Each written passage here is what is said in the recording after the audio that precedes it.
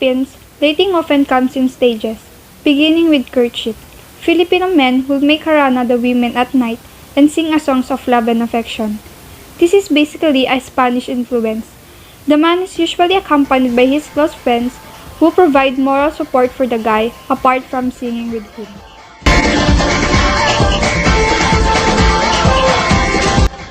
Before the celebration, the parents of the child must choose their prospective godparents, which are chosen to be the next parents who can guide the godchild. Baptism ceremonies are important for Filipino Catholics because it is a step for welcoming the infants to being a Catholic.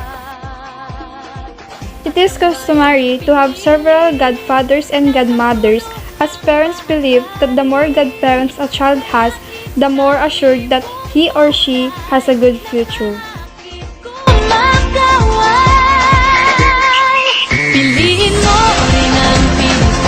One of the most significant birthdays for any Filipino family is the first birthday of their child.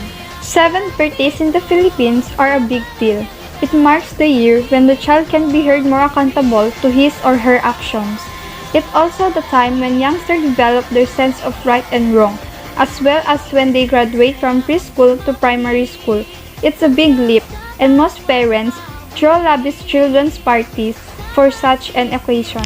18 for girls and 21st for boys.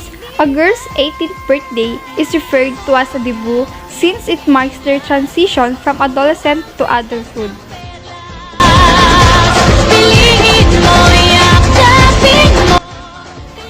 When a Filipino dies, the family of the deceased often chooses to commemorate the person with a religious burial ritual. Usually, the family chooses to bury everyone in the same plot so they can be together. The deceased body is placed in an open casket on an altar that is surrounded by decorations. Flowers line the casket. A few pictures of the person when they were alive sit on top of casket. White and black crepe paper line the wall for mourning, and crucifixes are mounted on the altar as well. It is common to find men gamble to try to earn some money to help pay the cost of the funeral. The immediate family begins a mourning process in which the widow will wear black for 1 year.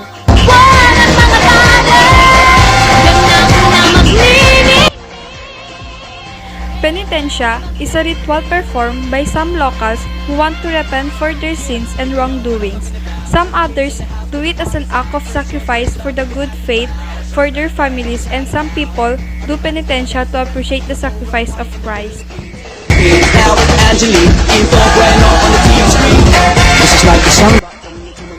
People in the Philippines like to celebrate Christmas for as long as possible. The playing of Christmas carols in shops can start in September. The formal Christmas celebration starts on 16 December when many people go to the first of 9 Tridon or early morning masses. The last mass is on Christmas Day. The Christmas celebrations continue to the first Sunday in January when Epiphany or the Feast of the Three Kings is celebrated. They also have their own Christmas traditions such as the parol, which is a bamboo pole or frame with a lighted star lantern on it. It's traditionally made from bamboo strips and colored Japanese paper or cellophane paper and represents the star that guided the wise men. It is the most popular Christmas decoration in the Philippines. Christmas Eve is very important in the Philippines.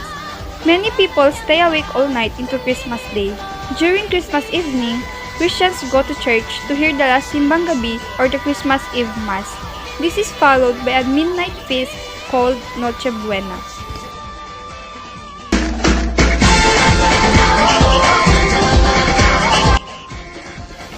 The Simbang Gabi Masses in the Philippines are held daily from December 16 to 24 and occur at different times ranging from as early as 3 to 5 a.m. The Simbang Gabi originated in the early days of Spanish rule over the Philippines as a practical compromise for farmers who began work before sunrise to avoid the noonday heat out in the fields. It began in 1669.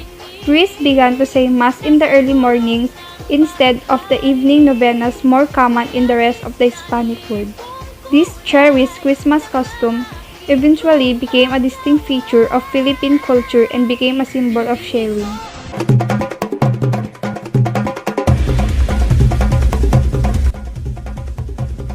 Festivals often serve to fulfill specific communal purposes, especially in regard to commemoration or thanking to the gods and goddesses.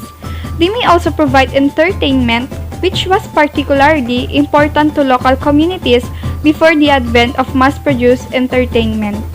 These are the 11 famous festivals in the Philippines.